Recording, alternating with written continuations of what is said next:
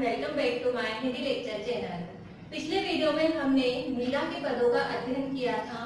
आज हम स्पर्श पुस्तक के गद्य खंड में पाठ 1 प्रेमचंद का अध्ययन करेंगे। प्रेमचंद ने जो कहानी हमारे सामने प्रस्तुत की है वह है बड़े भाई साहब। कहानी हम बाद में पढ़ेंगे। कहानी पढ़ने से पूर्व हम प्रेमचंद के परिचय को जान लेते हैं कि प्रेमचंद का जन्म 31 जुलाई 1880 को बनारस के करीब लमही गांव में हुआ था और इन्हें धनपत राय के नाम से जाना जाता था। इन्होंने जो रचनाएं लिखी थी यानी उर्दू में और हिंदी में दोनों में इन्होंने रचनाएं, कहानियां, उपन्यास लिखे हैं। तो इन्होंने जो भी उर्दू में लिखा वह सब इन्होंने गुलाब राय के नाम से लिखा था और हिंदी में जितना भी लेखन कार्य इन्होंने किया वह प्रेमचंद के नाम से किया था। दूसरी बात यह है कि इन्होंने निजी व्यवहार में जो भी इनके पत्र लेखन का कार्य होता था और पत्राचार जो भी होता था वह ये धनपत राय के नाम से करते थे।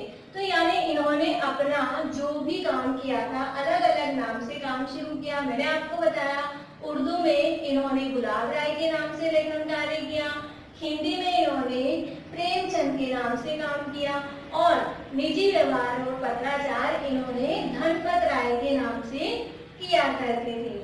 और उर्दू में जो इनका पहला कहानी संग्रह प्रकाशित हुआ था उसका नाम है सोजे वतन, जिसे अंग्रेज सरकार ने जब्त कर लिया था।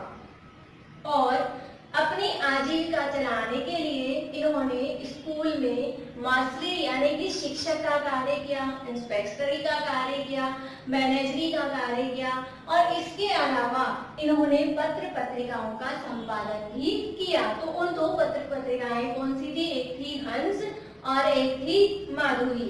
इन्होंने दोनों पत्र पत्रिकाओं का संपादन किया था और कुछ समय मुंबई की जो फिल्म नगरी थी उसमें भी इन्होंने काम किया और अपना कुछ समय वहां भी बिताया, लेकिन इन्हें वह कार्य बिल्कुल भी समझ में नहीं आया, इसलिए उस कार्य को इन्होंने छोड़ दिया। उस कार्य में उनकी रुचि नहीं थी तो इन्होंने फिल्म नगरी को छोड़ दिया और इनकी कई यादगार कृतियां ऐसी है जिनके की फिल्म निर्माण भी हुआ है। बहुत सारे उपन्यास, बहुत सारी कहानियां इन्होंने लिखी है। कई कहानियां इनकी प्रकाशित हुई और कई कहानियां और कई उपन्यास पर फिल्म नगरी में फिल्म भी बन गई है और कई नाटक भी रूपांतरित होकर के प्रकाशित और प्रदर्शित हुए हैं। तो अब जो है जो मुंशी प्रेमचंद का जो दुख दर्द बांटने वाला जो मकसद, मुंशी प्रेमचंद जो थे वह दूसरों के दुख दर्द को आसानी से समझ सकते थे और आसानी से उनकी भावनाओं की कद्र भी करते थे। तो इसी कारण से मुंशी प्रेमचंद को अपने जीवन काल में ही उपन्यास सम्राट के नाम से भी जाना जाता था या कथा सम्राट भी इन्हें कहा जाता था।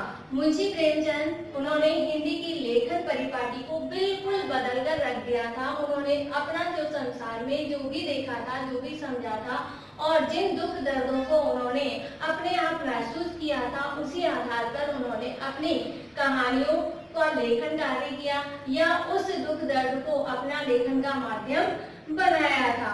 मुंशी प्रेमचंद जी की जो कथा है उन्होंने जिन जिन लोगों को भी कथा का पात्र बनाया था, अपनी कहानियों या उपन्यासों में जिन लोगों को भी कथा का पात्र बनाया था उसमें से वे सब लोग थे जो कि संसार या इस जगत के द्वारा प्रताड़ित किए गए थे या फिर इस संसार ने उनके ऊपर कई तरह के कुआरोप लगा दिए गए थे यानी लाछन लगा दिए थे। ऐसे लोगों को उन्होंने अपने उपन्यास का प्रमुख पात्र बनाया था।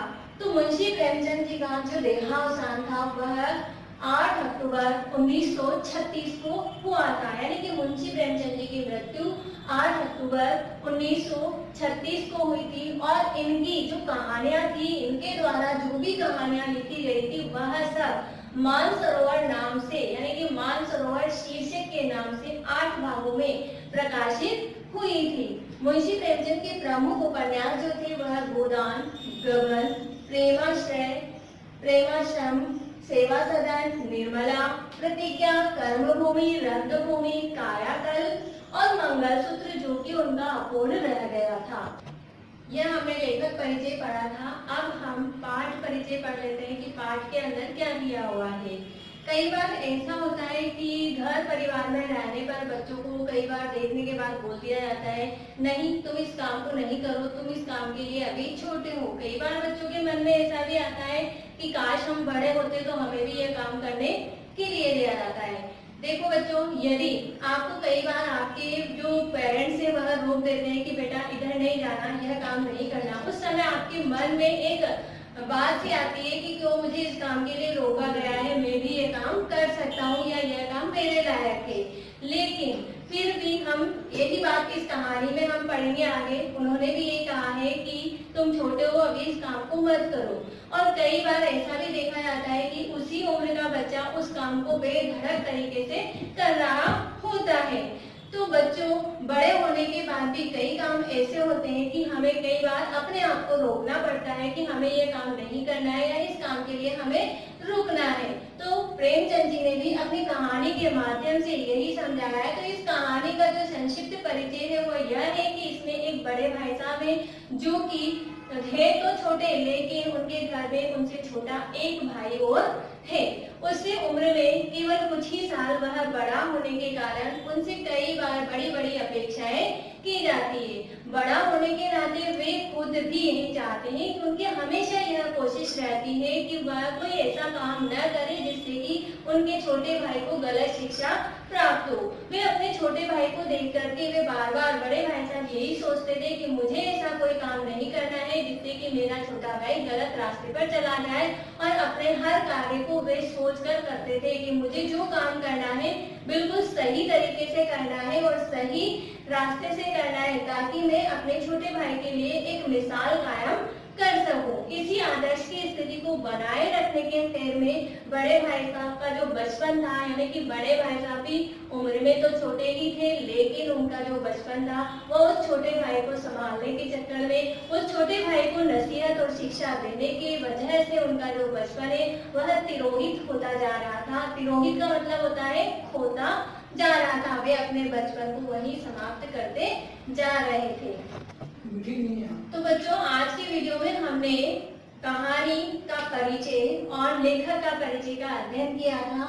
अब हम नेक्स्ट वीडियो में बड़े भाई साहब कहानी की समरी को पढ़ेंगे। तब तक के लिए keep practising and keep learning. धन्यवाद।